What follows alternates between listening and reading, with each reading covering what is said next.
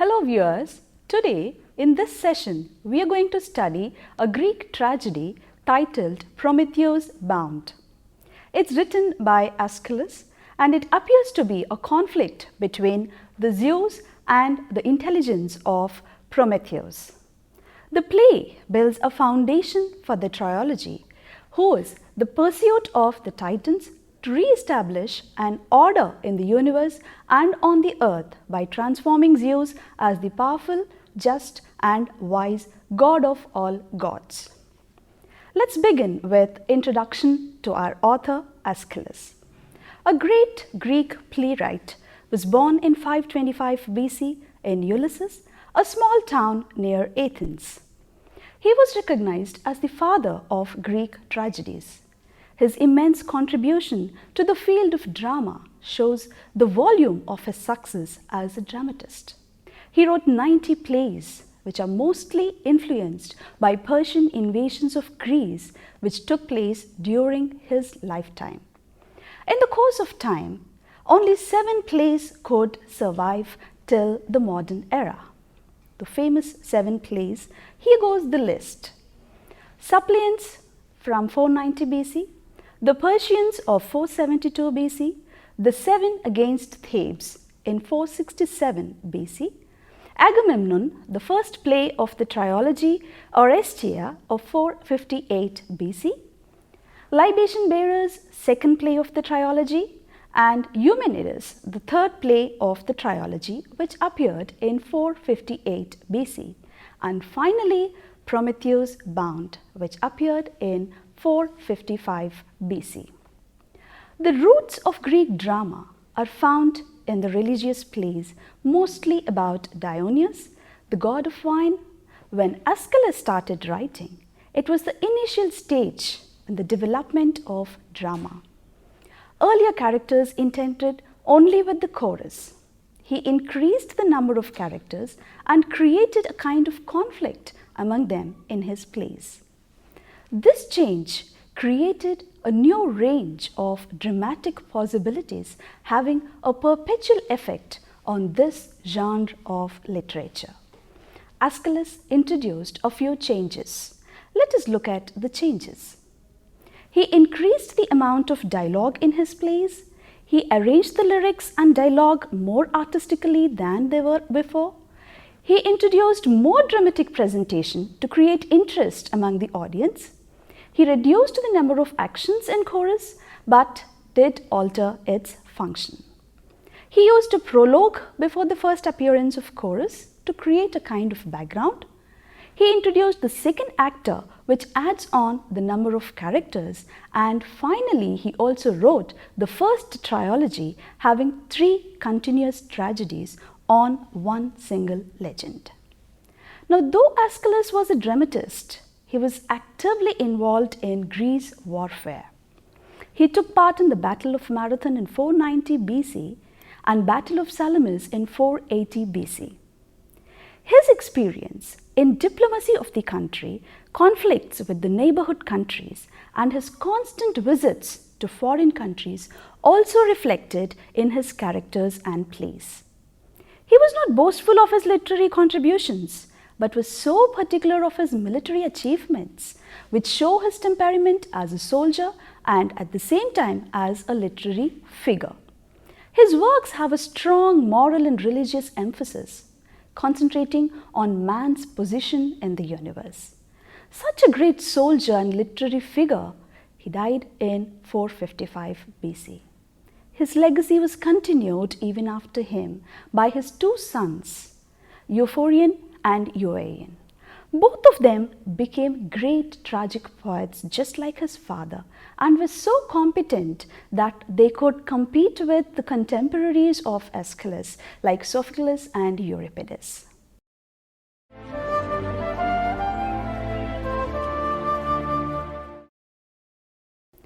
Prometheus Bound is a part of the trilogy as we just discussed. Trilogy is a sequel of 3. It was written by him in 478 BC. In the course of time, the other 2 parts could not survive, unfortunately, so we have only Prometheus Bound in full text. The loss of literature hampers the understanding of this play though, but keeps us thinking about the other parts and development of the story. It is said that the first play of the trilogy, which is Prometheus Bound, could survive as a complete play, but other parts, Prometheus Unbound and Prometheus the Firebringer, are available only in fragments. The text Prometheus Bound is available in full. Now, to start with the story, Prometheus is a Titan, the son of Mother Earth, and she imparted to him that future lay with intelligence rather than oppression. Titan Prometheus is seen as the savior of mortals from ignorance and the wrath of Zeus. Zeus wants to dispose of the mortals and create a new superior race. As Titan Prometheus is half human through his connection with the Mother Earth, he naturally has sympathy for the mankind. Once Prometheus steals fire from heaven and he gives it to the mankind. He also teaches them the basic mental and physical skills of living and gives them hope for the future. This act of Prometheus naturally angers Zeus, who decides to punish him. The play opens with Prometheus, who is chained up on a rock and his liver is being eaten away by an eagle every day. But unfortunately, the organ grows again overnight, and this leads to a never-ending pain to Prometheus.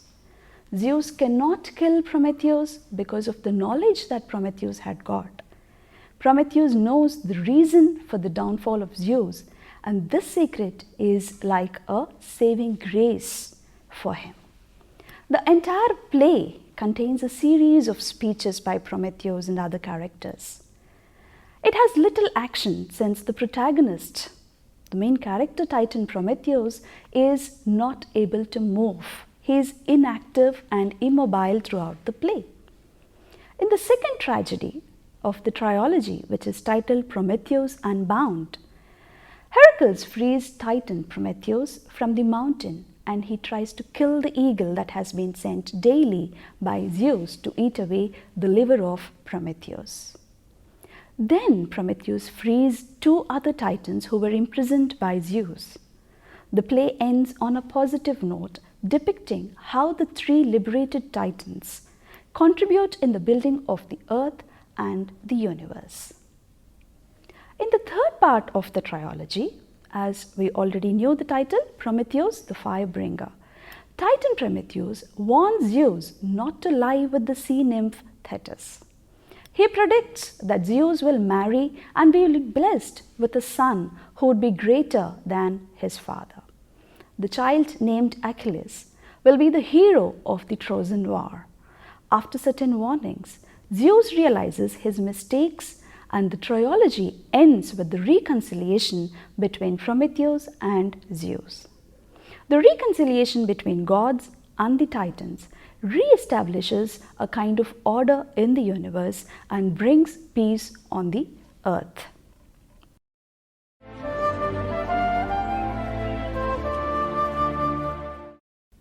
From the structural point of view, Aeschylus follows classical norms and the Aristotelian concept of tragedy. Classical tragedies are composed in such a way that they had a definite structural framework. The characteristics of Greek classical tragedy are: the plot should have unity of time, place and action. This is the first prerequisite for a Greek tragedy. Then we have the protagonist, the main character, should belong to a high strata of society. The protagonist should have a tragic flaw that causes the downfall or suffering. The protagonist should struggle and get into a conflict, which is the essence of a classical tragedy. And finally, the role of man in the universe should be the theme of the play. How is he useful to the universe? That is given more importance. So these are the features that we generally notice in a classical Greek tragedy. Now, classical drama was a highly stylized art form. Usually, the actors used to wear masks and the performances were incorporated with songs and dances. The main function of the chorus was to deliver information in poetic form about various developments and themes that would take place as a part of the play. But in general, it was meant to represent a group of characters. In the case of Prometheus Bound, the chorus is comprised of the daughters of Oceanos, beautiful winged goddesses of the sea. Consistent with the norms of Greek drama, Prometheus Bound is not divided into acts or separated into scenes. The present play follows all the characteristics of the classical Greek tragedy. From the structural point of view, the play has 1093 lines comprising many scenes, stories and episodes which are parts of the larger story. It is composed of speeches and contains little action because we have already seen the protagonist Prometheus is chained to a mountain and he is immobile, he cannot move. There is no mobility in the protagonist, so that leads to more of speeches than any action. And it also has a prologue, a monologue, paradox, 3 episodes which are subsequently followed by 3 stasmonos, and the play ends with an exodus. The play has a plot of extremely limited possibilities for action. Prometheus uses the power of prophecy and knowledge of the secret of the fall of Zeus as a powerful tool to bargain with him when he is undergoing his suffering. It creates a kind of suspense and interest in the play. Structurally, the secondary characters are responsible for the division of play into episodes, but they have connection with the protagonist and not among themselves. That is an interesting part in the play. And all the characters serve to bring out the character of Prometheus more vividly. That is the purpose of adding more characters, that they present the protagonist in a better and more vivid clarity.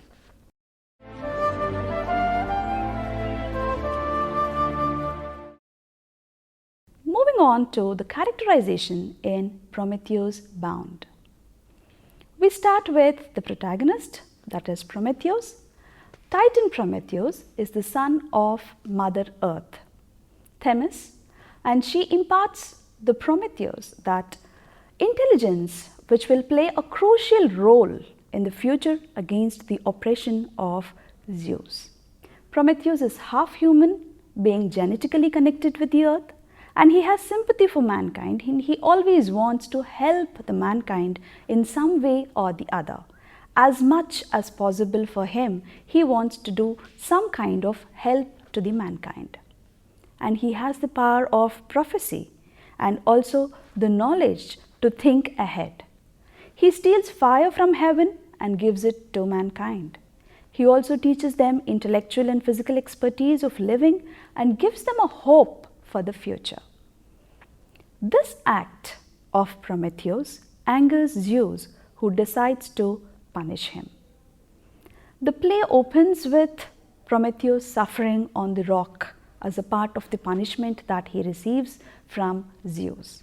But it is only his knowledge of prophecy that saves him, because Zeus knows that Prometheus is aware of the future. And this makes the character elated. The protagonist Prometheus, with his tragic flaw, is still elated in the play. We move on to the other character. The most important character apart from Prometheus in the play is Zeus. He is the god of gods, a tyrant ruler. He wants to remove human beings from the earth and replace them with an entire new superior race. He wants to be an absolute and makes all others his slaves. He wants to be completely free and alone in the world. His followers follow him in order to save themselves from his wrath, not out of love for him, but it is because of the fear that they have from his punishments and ill treatments. As a character, he does not appear in the play, but his unseen presence has definitely made an influence on the development of the plot. One of the Titans, named Prometheus, proves to be the savior of mankind from ignorance. He wants to impart intelligence among the human beings, and he tries to steal the fire. These acts of Prometheus really anger Zeus, and he wants to take a kind of revenge against him. So he orders his followers to chain Prometheus to a rock and to intensify his suffering, so that he is given a lot of sufferings. He sends an eagle to eat his liver and flesh every day, but it grows overnight, resulting in a kind of endless pain for Prometheus. Zeus finds himself in a difficult situation when Prometheus does not reveal the secret of his downfall. He intends that Prometheus would reveal if he is being suffered a lot, but he fails in making Prometheus reveal anything about his future.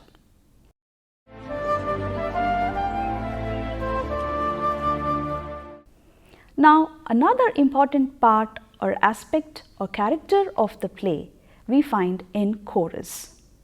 The daughters of Oceanos form the chorus in this play. They are beautiful winged minor goddesses who give lot of comfort and confidence to Prometheus to stand by his words and conviction. They build in a kind of confidence in him to fight against the evil. Towards the end of the play, they put their life at risk and support Prometheus. Their encouragement and moral support give Prometheus energy to stand against Zeus and his tyranny, his tyrant activities. We move on to the minor characters like Hephaestus. He is the god of forge and one of the followers of Zeus. He follows the tyrant Zeus not out of interest but unwillingly because he is forced to. He chains Prometheus to a rock reluctantly, not out of interest, but because he finds himself helpless. He has sympathy for Prometheus and he wants to help him, but at the same time, being a follower of Zeus and being afraid of the wrath of Zeus, he finds himself helpless and he follows the instructions of Zeus. Then we have Kratos, force or might, which we call. He is a demon god and one of the slaves and strong arms of Zeus. He follows his master blindly and he also has a belief that whatever his master orders is just, is fair and cannot be wrong, and he has to simply follow his master's orders. He is so blind about his master. His words are like a principle to him which cannot be violated. He follows them blindly without applying any logic because that is a strong conviction that he should follow his master. He has no ideology of his own, no logic, and he always tries to convince others to follow Zeus and tells them that they are not supposed to go against Zeus so as to save themselves from his wrath. He has completely surrendered himself to Zeus and his authority and he does not feel bad about it. And we have Baya, the violence, is another obedient, dedicated slave of Zeus. He also follows his master blindly, just like Kratos. Baya means violence.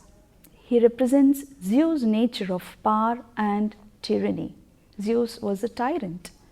And he is a silent character who helps Kratos in order to chain up Prometheus as were the orders of Zeus, and he also adds on the aura of fear and violence so as to bully Prometheus. But all these he does only to follow his master's instructions and not out of his own will and wish. And finally we have Oceanos, an old god who helps Prometheus and wishes to help Prometheus further. He represents the case of Prometheus and talks on his behalf to make him free from all these tortures and sufferings that he is undergoing because of Zeus. His moral support encourages Prometheus, who requests him not to bow down before Zeus and his tyranny. And we have Io, a former and future companion of Zeus. She has been transformed into a cow as a result of Hera's jealousy. She is linked with Prometheus by luck. She suffers along with Prometheus, and in one of the predictions it is said that her descendant will break the chains of Prometheus one day and make him free from the prison and lead a better life. Then finally we have Hermes, is a fleet-footed messenger of gods. He appears only towards the end of the play. He comes to the cliff, the rock where Prometheus was chained up, and he threatens him on behalf of Zeus. He tries to motivate him to fight against Zeus, and he talks in support of Zeus.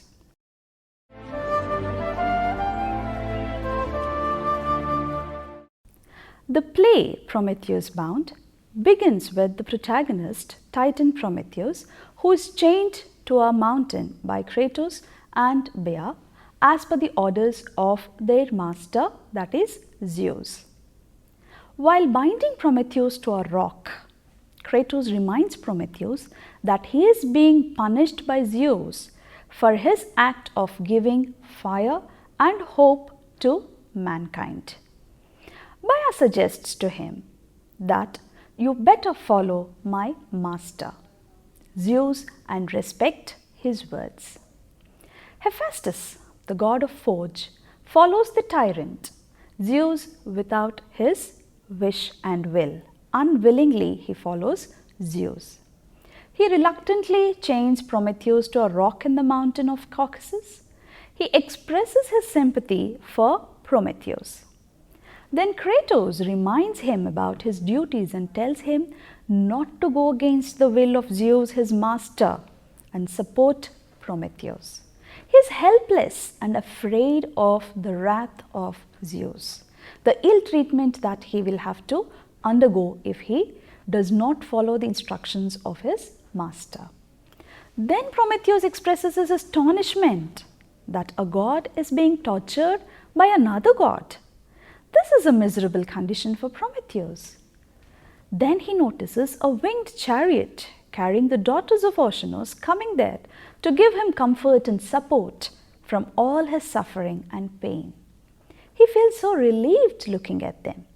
He requests them not to take any risk and go against Zeus, but the chorus of winged sea nymphs is determined to accompany him during the bad phase of his life. They want to be with him and help him out. Prometheus calls it a stroke of destiny and continues to talk about Zeus, who will realize his mistake, and one day Zeus will be forced into reconciliation with him. Prometheus recalls an event from his memory and narrates the story of the war between Zeus and Titans. He tries to bring it to the notice of Zeus. He wants to replace the mankind with a superior race, but Titan Prometheus steals the fire from heaven and gives it to the human beings. And this was the act which raised anger in Zeus. And with this pro-human act, he decides to punish Prometheus. The chorus justifies Prometheus and has sympathy for him. They want to give him all kind of support and solace that they can extend. Then Oceanos come to the rock where Prometheus is bound. He suggests that Prometheus should not provoke Zeus and expresses his wish that he will personally go to Zeus and request him to release Prometheus. Prometheus does not like the idea and asks him not to do so nor to risk his life. The chorus sings a song depicting the whole world is mourning for Prometheus. Everybody is feeling sad at the sufferings of Prometheus. He tells the chorus about his contribution to mankind and their development. He gives them the gift of fire, teaches them agriculture, mathematics, languages, harnessing animals and sailing boats and whatnot. Then he continues with a prophecy about Zeus, but stops in between and thinks that this can save his life and prove to be a fatal instrument against Zeus. Io becomes to Prometheus in the form of a cow. Prometheus reveals that Zeus is responsible for her sufferings and tells her that one of her descendants will definitely free him. He concludes his prophecy and says that Zeus will impregnate her and their son will be greater than his father and he'll be the king of Argus one day. Prometheus gets angry with Zeus and shouts at him for his sufferings. Zeus' messenger Hermes comes there and asks him to reveal the secret of the future of Zeus. But Prometheus refuses to do so because he wants to keep that as a saving factor for him. The play ends with Prometheus calling on all the natural and godly elements to witness his suffering and decide the future path for human beings.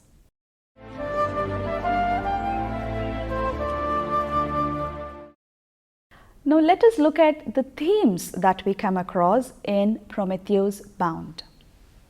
To start with, we have the theme of tyranny and oppression. Zeus is a character that does not appear on the stage. He is unseen, but he plays a very crucial role in the play. He is the god of gods and a tyrant ruler. Here he represents tyranny and oppression. He wants to dispose the entire human race and wants to set up a new superior race of humanity. He wants to have an absolute command over the universe and earth, and he inclines to be free and alone in the world, and all others should be his slaves. They are to be under his control, following his orders and instructions. All his followers follow him just to save themselves from his wrath, not out of interest, not out of respect, but it is out of fear that they try to follow him. His treatment of his followers and also the protagonist, Prometheus, is a clear indication of his temperament and as a tyrant. Now the next theme that we observe is the theme of fate and destiny. The theme of fate is an integral part of the play. In the beginning, we come to know about Prometheus, who is bound to a rock by chains and is being tortured by an eagle that eats his liver and flesh every day. This condition of a titan is possible only when a stroke of misfortune drags him down in his life. In spite of being the protagonist, the hero of the play, he also had to undergo the suffering that is nothing but an act of misfortune on him. And by the grace of gods, he is blessed with the power of prophecy. He thinks that this is all he has got by fate. So whether it is fortune or misfortune, human beings are basically predestined. So it is obvious that fate and destiny have a powerful influence on the life of the protagonist Prometheus, which is clearly seen from the development of the story. We have another theme, intelligence and knowledge. Prometheus Bound is a tragedy that has a conflict between the brute forces of god Zeus and intelligence of Titan Prometheus. So this theme is also very prominent. Prometheus represents intelligence and knowledge. Being the son of Themis, the mother of earth, he is a semi-god, but at the same time he has connection with the mankind. And there is finally a theme of conflict between gods and semi-gods. We have observed the different themes in the story, like when we say it is a theme of fate and destiny, the protagonist, being all powerful, still has to face some suffering because of his misfortune. And similarly, we find the theme of tyranny and oppression, Zeus being the representative of tyranny. And we have the theme of reason versus tyranny. Prometheus symbolizes reason and Zeus represents the tyranny. Prometheus thinks of common good of all.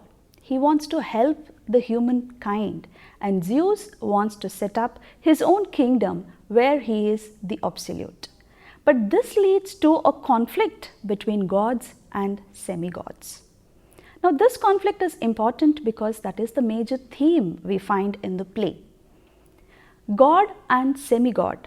God is particularly Zeus, who represents God, and we treat Prometheus as semi-god because he is in connection with Mother Earth. So he feels himself as a representative of mankind and he wants to help mankind in some way or the other. Though Zeus is a god, he is a tyrant, and Prometheus is a semi-god, but he proves to be better than God, better than Zeus, who is representing God.